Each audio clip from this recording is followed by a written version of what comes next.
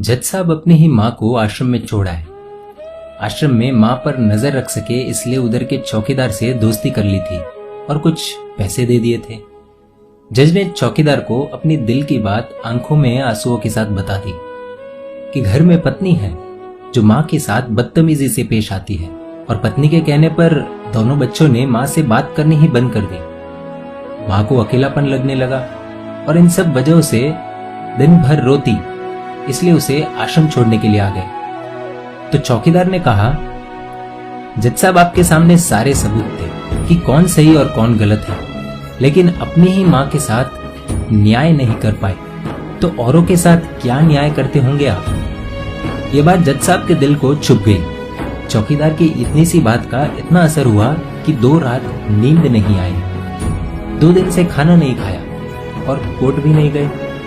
ऐसा लग रहा था जैसे एक चौकीदार ने जज साहब की दुनिया हिला दी। जज साहब अपने घर में रूम से बाहर आए।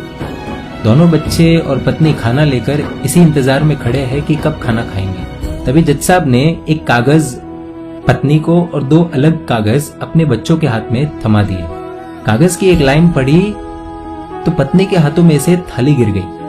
जज साहब बोले, मैं तुम्हें तलाक दे रहा हूँ, और बच्चों से कहा, आज से मेरी सारी प्रॉपर्टी आप दोनों की, मुझे कुछ नहीं चाहिए। बच्चों ने उन्हें जबरदस्ती कुर्सी पर बिठाया, हाथ जोड़कर पैरों में गिरकर इन सबका कारण पूछा।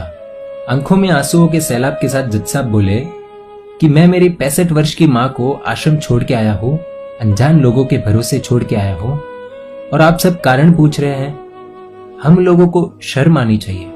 रोज मेरे कोर्ट से आने के बाद माँ रोती थी कि बेटा प्लीज मुझे ओल्ड एज होम में शिफ्ट कर दो।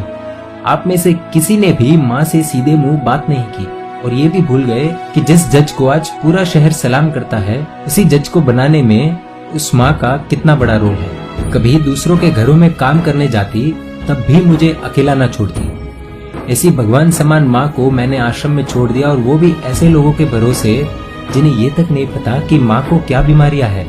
खुद को कोसते हुए जज साहब कहते हैं, दूसरों पर फैसले सुनाने वाला आज मैं खुद हार गया। मैं जज नहीं बल्कि गुनाहगार हूँ, और मैंने जो गुनाह किया है वो शायद कानून तो माफ कर देगा, लेकिन ईश्वर के कोर्ट में वो कभी माफ नहीं होगा। ये कहते हुए जज साहब बोले कि अब मैं अपने पापों का प्रायश्चित करने जा रहा हूँ।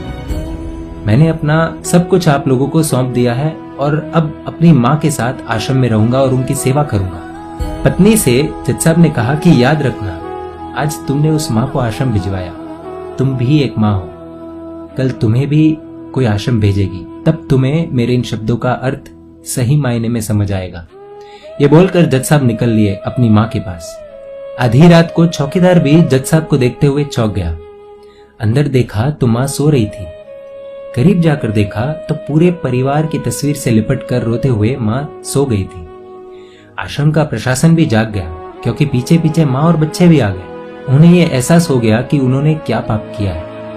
तभी आश्रम की एक कर्मचारी बोली, हम इन्हें आपको नहीं सौंप सकते, क्या पता कल आप इन्हें मार दो तो। ये सुनते ही जज साहब की पत्नी को दिल में बहुत दर्द हुआ। वो बोल उठी कि मैडम जी, शायद हमारे हाथों बहुत बड़ा पाप हुआ है, मानते हैं, लेकिन अब हम इन्हें मारने नहीं, इन्हें एक नया जीवन देने आए हैं। आश्रम के सभी बुजुर्गों की आंखों में आंसू थे, सबके सब रो पड़े। खुशी के आंसुओं के साथ माँ को घर ले आए।